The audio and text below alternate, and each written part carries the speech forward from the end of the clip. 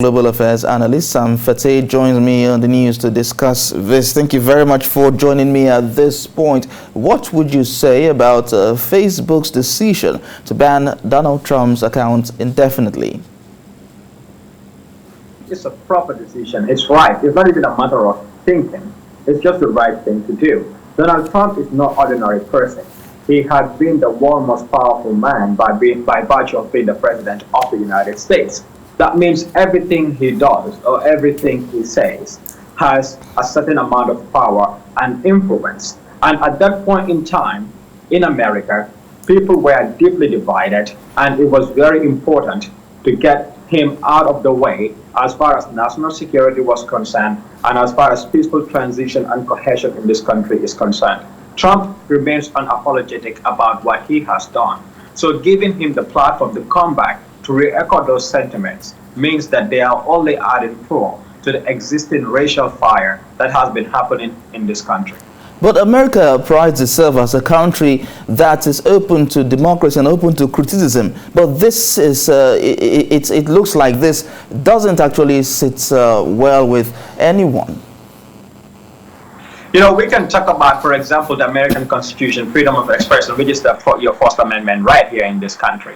But it's not just about, you are not criticizing a government or a particular administration. You have cruel intention in the very fabrics of society that has held this country together. If anybody was here around the transitional period, December and January, you would have felt that this country was slipping into a civil war. That was how much chaos was in this entire country. It was such a disappointment that even the President of the United States didn't allow a peaceful and proper transition of power to occur. One would think you are living in some third world country, or you are living somewhere in Africa where we have always seen this. Well, like, what an irony that the United States cannot tell anybody else, but they don't have the moral rights to talk to anybody else about peaceful transition of power. Yes, Trump does have the right to freely speak, but we must remember, even in a democracy, democracy itself has limitations. So rights have limitations and freedoms have limitations. I just want to bring light to this by saying this, that Edmund Burke, he's a philosopher, an Irish philosopher and economist. He once said that he supports freedoms, but he said freedoms must be contained because they can be like wildfire. So it is important that Facebook make a decision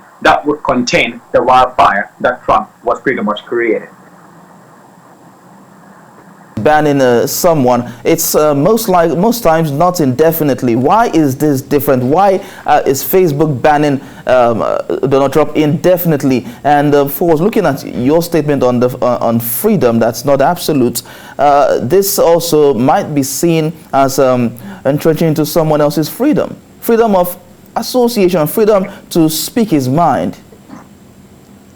You know, it's interesting that the U.S. has a law in its Communication Act that pretty much ensures that the internet companies like Facebook and Twitter do not be held liable for what people say or do on their platforms. And this has been really supported and upheld by Republicans themselves. But you must also understand that this is a business. Social media is a business. When you allow somebody to come, YouTube has done it with InfoWars, for example. When they are spreading false information to the public and the public is consuming it, and that becomes a negative effect or has bad consequences for the rest of society, then they have a responsibility to make sure that they stop that.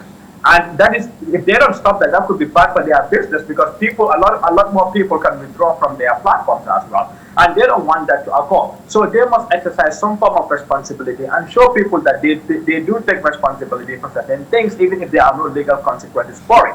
What makes this different is very simple.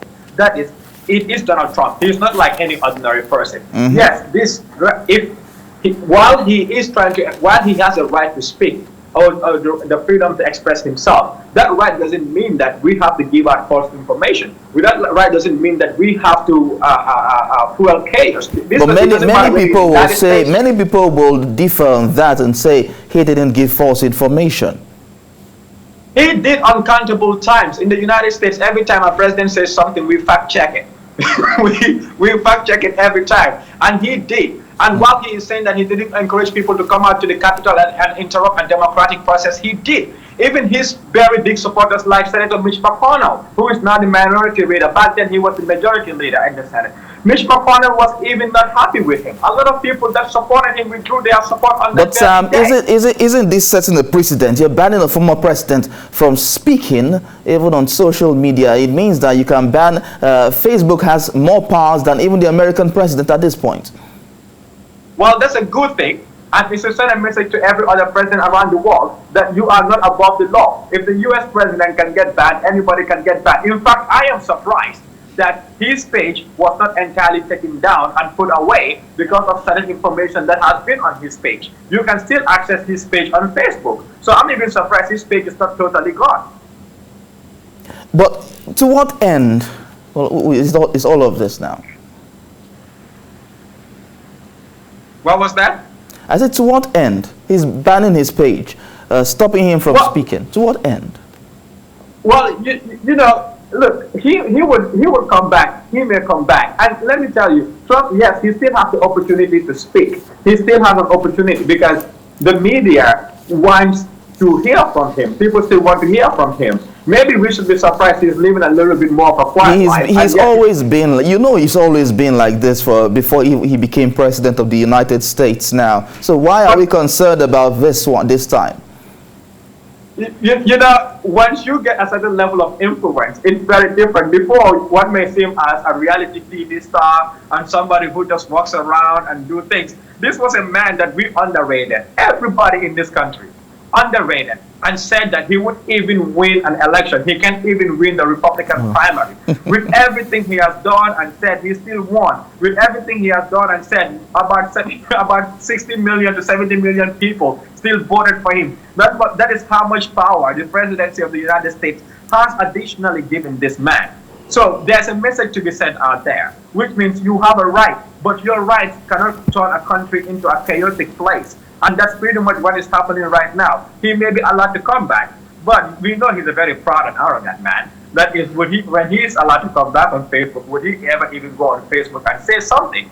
He wants to come up with this whole social media platform as well. He has the money to come up with it, but how many people will sign up for it? That's the question.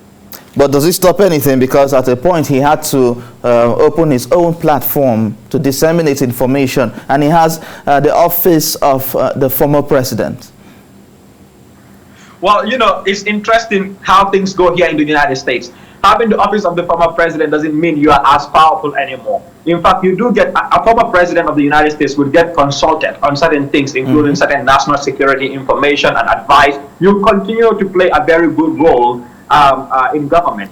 However, in the case of Trump, it is unfortunate that he is no longer going to get some of those high-level security briefings and intelligence briefings anymore, because this country and the intelligence community does not even want to take that risk with him. That is how much they see him as a risk, even as a former president. Nobody in this country is above the law, and that includes either the current president or the former president. And we have seen that with the amount of lawsuits he faced. So Trump being on social media, saying whatever he wants to say from the COVID situation, look at how many Americans have died. You know, and asking people to take, bleach and chloroquine in order to get cured. You know, and dismissing what scientists are recommending and what scientists are saying, and downplaying the information that has been coming in the White House. So if a president is doing that, and then we have that evidence and we have that fact, then it is responsible for Facebook to stop him. All right, Global Affairs Analyst Sam Phatey, thank you very much. Quite interesting discussion. Thank you. Yeah, thank you. All right, we'll move on to other stories.